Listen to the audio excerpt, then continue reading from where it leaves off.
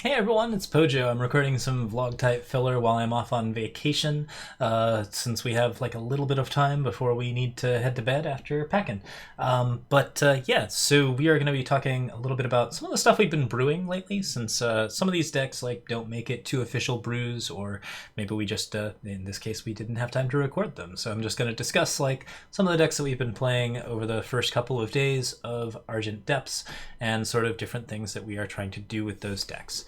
All right, so first off, we have this Throne Shell. This is my Throneslinger Shell that I have updated for the current set of Eternal, although it actually, I don't think it uses all that many new cards. It primarily uses Eager Deputy and the Stonescar Vow, both of which add a little bit to the list, but end up not being too important. You can also, of course, use Button Death's Reach as a substitute for Bandit Queen.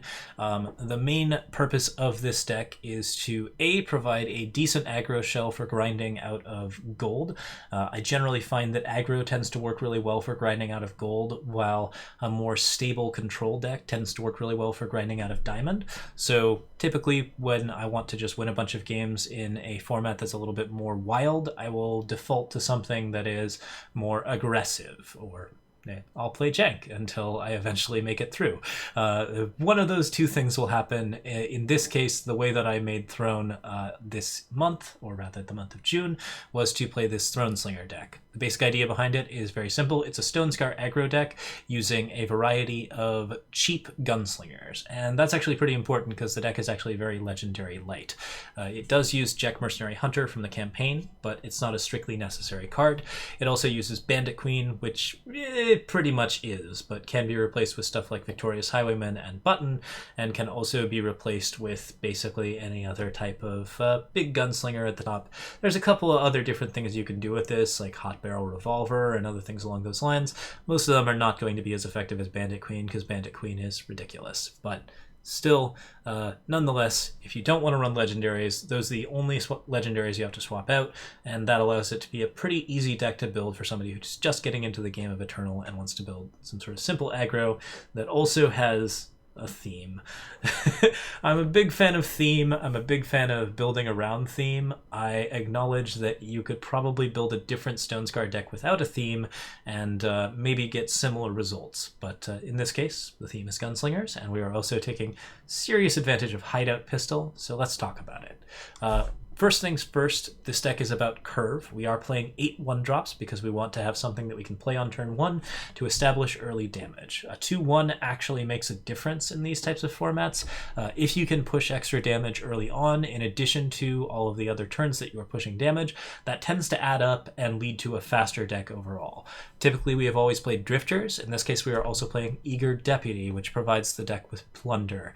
Plunder is a really important mechanic. It allows you to fix power, and it also allows you to fix power flooding, and in both situations it does it exceptionally well. So Eager Deputy is a pretty powerful card in this respect. It's not an amazing aggro card in some ways, but it does allow you to turn excess power into treasure troves, and to turn hands with no power into hands with power, both of which are absolutely crucial for getting an early aggro curve that you want.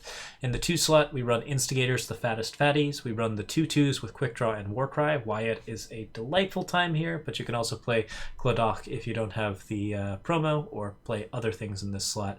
We also used Notorious Scoundrel briefly in this setup. Eventually I decided against Notorious Scoundrel and actually ran with Blazing Renegade, a card that simply is a 2/1 with charge. Basically everybody should have 4 copies of this gunslinger. It's actually decent. It is capable of doing some damage early on, and it is a gunslinger, which matters for cards like Hideout Pistol and Hot Barrel Revolver if you are inclined to play that. Champion of Chaos, of course, an amazing 3-drop. Milos Rebel Bomber, also an amazing 3-drop. Jekk Mercenary Hunter, an amazing 4-drop.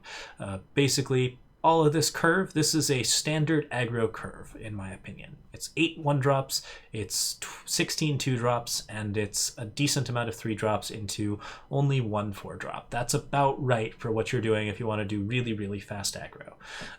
All of this has very little attachments attached to it. We run Longbarrel because it applies Piercing Shot and also gives Overwhelm to our more aggressive units. And we run Hideout Pistol because it is a removal spell that also increases damage.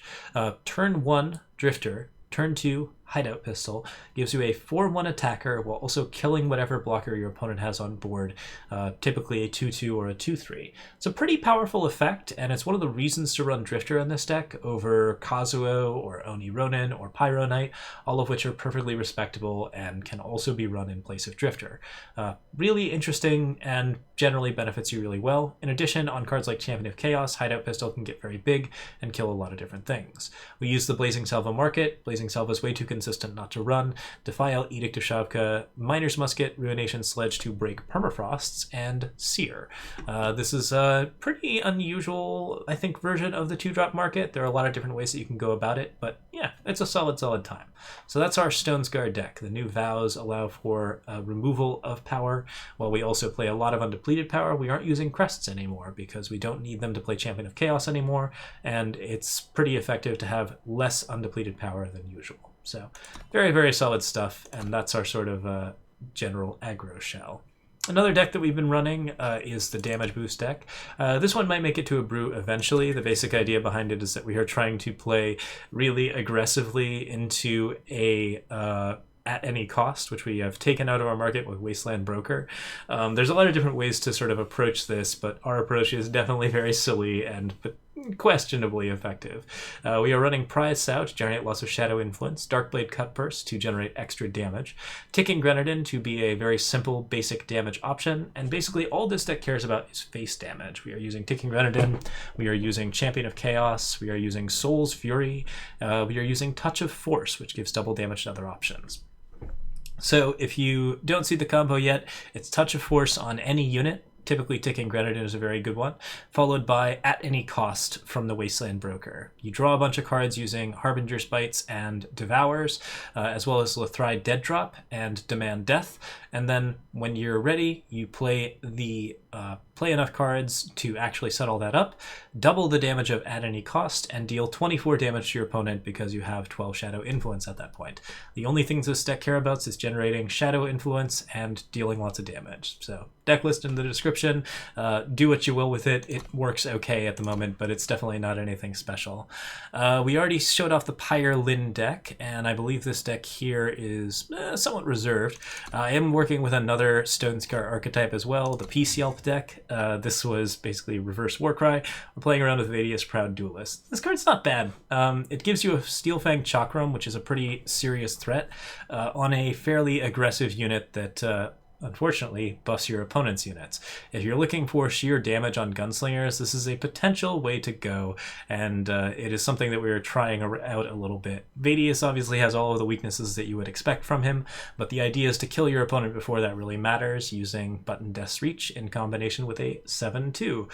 Play the 7/2, play Button on top of it. Button kills any drop with 6 strength or less, and then attacks in for 13 or 12 rather.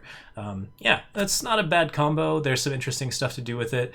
We also use Curtain Call, which is very, very good even when it's not giving the ability to not be killed. This card's kind of sick. I'm really excited to play a little bit more with it. There's a lot of weird things that you can do, but we also use a little bit more removal than our previous Gunslinger Shell, Defile and Annihilate, and this one is Expedition Legal, which is important if you're trying to do some interesting aggro threats.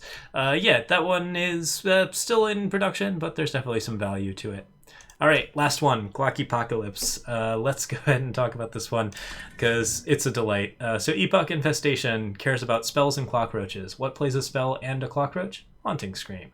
If you play an Epoch Infestation and you kill the Epoch Infestation, then you can Haunting Scream it back and it will play a spell. Then you will play the Epoch Infestation, which counts as a cockroach. Now you have a 10/10 that can attack and also has flying and charge. So yeah, it's pretty good stuff. You can then Dark Return it, do exactly the same thing, repeat that effect over and over again. We're using a little bit more of a Maveloft Huntress Sodi shell since I've been seeing other people play pretty effectively with that whole setup. I also really like Desperate Courier in this deck since it provides plunder and honestly seems to me like a very strong expedition card. This is one of those cards that seems like it should only be functional and limited, good, but I mean, the reduction in cost is so good. Lots of cards that can be played fast are much better if they cost one less, and also when they are costing one less, it's much harder to tell when you have them. People have to really sort of pay attention to like what you're doing when you have like a Wisdom of the Elders at 2, that kind of thing. This is a really interesting card that I think actually belongs in a lot of decks in Expedition, and I've actually seen it make it into a couple, so yeah, should be seeing a lot more of this one. Really, really interesting. We also run Unseal, Second Sight, Piercing Grief, because it's just a really fun card in Clockroach decks.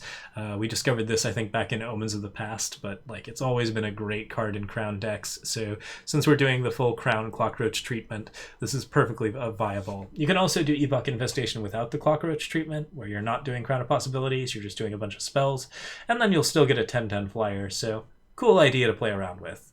So deck list should be in the description, provided I remember to do it before I go on vacation, or I remember to do it from my phone. This will be one of the earlier ones, so hopefully we'll have all the deck lists down. But yeah, that's the list. All right, that's about it for today. But thank you so much for watching. We'll be back on Twitch on July 9th. See you then, and have a lovely evening. Feel free to like or subscribe. I'm on Twitter, Twitch, and Patreon. See you next time.